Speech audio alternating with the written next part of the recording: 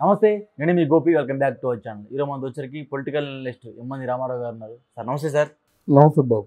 డిసెంబర్లో మెగా ఫ్యామిలీకి అదేవిధంగా అల్లు ఫ్యామిలీ వీళ్ళిద్దరి నుంచి పెద్ద పెద్ద సినిమాలు రిలీజ్ కాబోతున్నాయి. So mega fans Allu fans మధ్య పెద్ద వార్ కూడా జరగబోతుంది.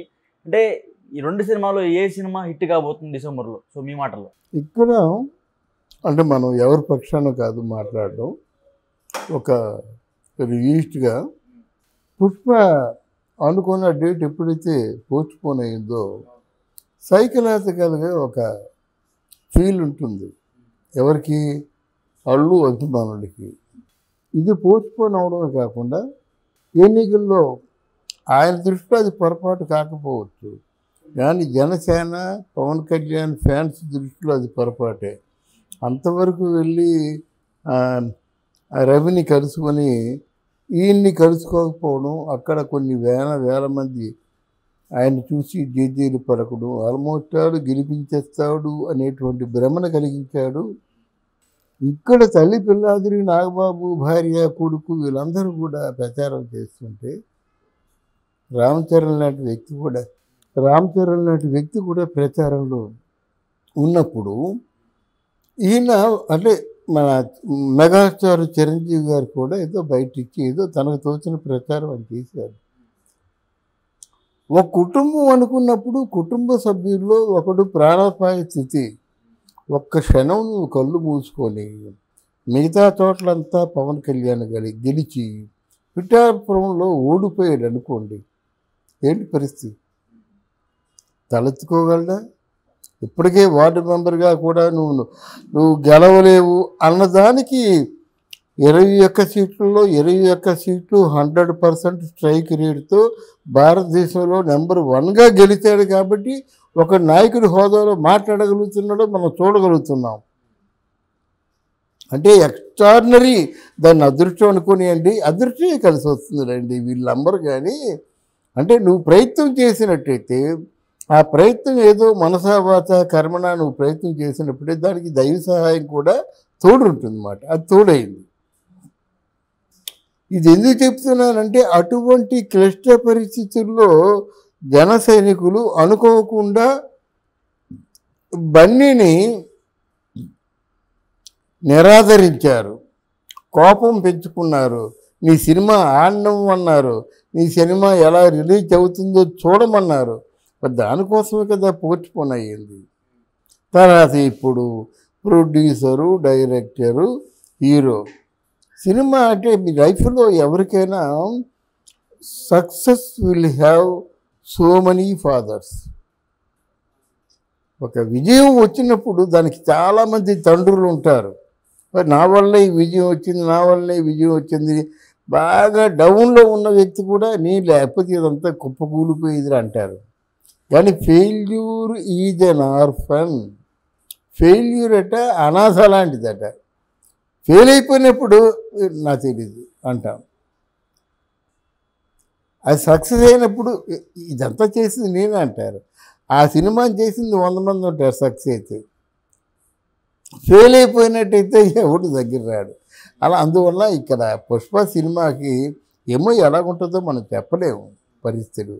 కానీ ఇక్కడ మోడర్న్ ట్రెండ్లో ఇక్కడ భారతీయుడు 2 ఫెయిల్ అయింది కాబట్టి గేమ్ చేంజరు డెఫినెట్గా హిట్ అవుతుంది అనేటి ఒక క్యాలిక్యులేషన్ అది. ఇప్పుడు ఈయన కూడా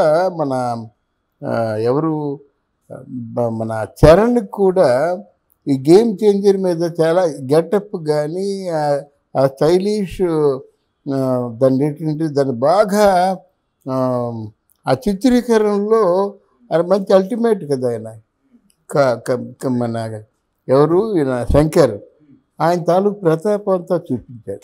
మరి విశ్వంబరం అంటే మరి కథ కొత్తది, అది ఎలా ఉంటుందో మనం చెప్పలేము. వశిష్ఠ డైరెక్షను కనుక నాకు అనుకుంటున్నానంటే నా మనసుకి నాకు నచ్చింది. కానీ ఒకవేళ క్యాలిక్యులేటివ్గా చూసినట్టయితే డెఫినెట్గా గేమ్ చేంజరు మళ్ళీ ట్రెండ్ చేంజ్ చేస్తుంది. ఈ మధ్యకాలంలో చరణ్ కూడా మంచి ఫాలోవర్స్ పెరిగారు. ఆయన చేస్తున్న దాన ధర్మాలకి, ఆయన చేస్తున్నటువంటి కార్యక్రమాలు ఉన్నాయి చూసారా. అంటే ఇవన్నీ హెల్ప్ అవుతాయంటే హెల్ప్ అవుతాయి. మీకు ఏంటంటే మీ చరిత్ర తిరిగేసుకోండి. మన ఎంజి రామచంద్రన్ స్కూల్ పిల్లలు అందరికీ కూడా హై స్కూల్ పిల్లలకి వాచీలు పెట్టేవాడు. రిక్షా ఎప్పుడేమో రెయిన్ కోట్ ఇచ్చేవాడు. అది ఎంత ప్రభావం చూపించింది తెలిసినా. అలాగే ఎవరైనా కాలేజీ పిల్లలకి ఏదో కాంప్సెస్ బాక్స్ ఇవన్నీ ఉండేవన్నమాట. అవన్నీ ఒక బల్క్గా ఒక పిల్లలకి తగిన బాక్సులు తిరిగి ఇచ్చేవాడు అన్నమాట. మరి చరిత్రలో ఉండిపోయాడు కదా. రజనీకాంత్ ఫ్యాన్స్ అందరికి కూడా రాఘవేంద్ర కళ్యాణ మండపంలో షాపింగ్ మాల్స్ ఎవరైనా బాగా పేదవాళ్ళు అయితే అక్కడ షాపింగ్ మాల్ పెట్టుకునే అవకాశం ఇచ్చాడు, రూపాయి అద్దె తీసుకోకుండా. ఇప్పుడు రజనీకాంత్ తాలూకు ఎవరినైతే ఆదరించాడో వాళ్ళు కొంతమంది ప్రొడ్యూసర్లు అయిపోయారు ఆ షాపింగ్ కళ్యాణ మండపం షాపింగ్ మాల్లో. ఇలా చూసుకుంటే ఎవరైనా సరే వాళ్ళు చేసే దాన ధర్మాలు కూడా ఇప్పుడు ఈరోజు మహేష్ బాబుకి చాలామంది ఫ్యాన్స్ అయ్యారు. ఎందుకు? చిన్నపిల్లలకి హార్ట్ ఆపరేషన్ చేస్తున్నారు. అలాగే ఉపాసనాదేవికి చాలామంది దగ్గర అయ్యారు. ఎందుకు? ఎవరికైనా అంటే మామూలుగా హెల్త్ మేళా అని పెట్టేసి దగ్గర రమ్మంటుంది, వాళ్ళందరికీ కూడా వైద్యం ఫ్రీగా చేసి పంపిస్తుంది అన్నమాట ఉపాసన.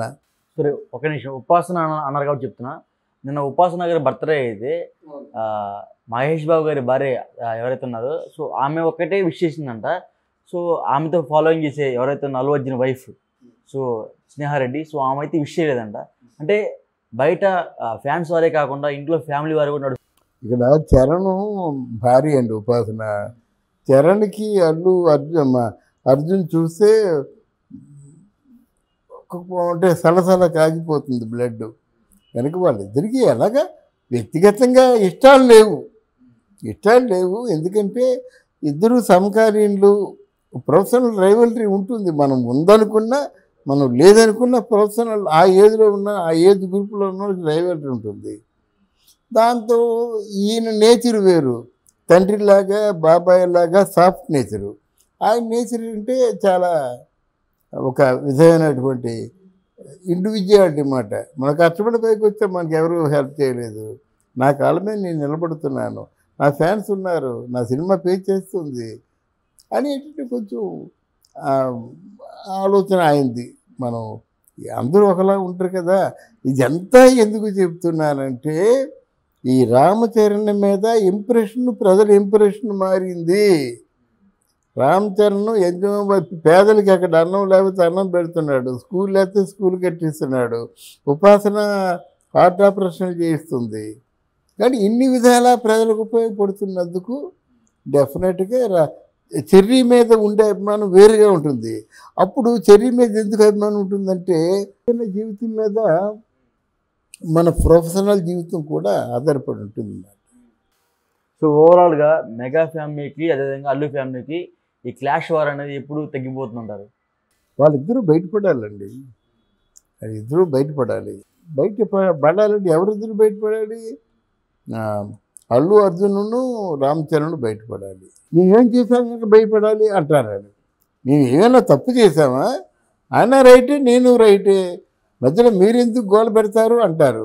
కానీ వాళ్ళకి ఎఫెక్ట్ అయ్యి వాళ్ళకి లభించిన లాభం కానీ లభించిన నష్టం కానీ జరిగినప్పుడు అప్పుడు మళ్ళీ పుకార్లు వస్తాయి. మనకి అలవాటే కదా. Okay sir, thank you. Thank you అమ్మా.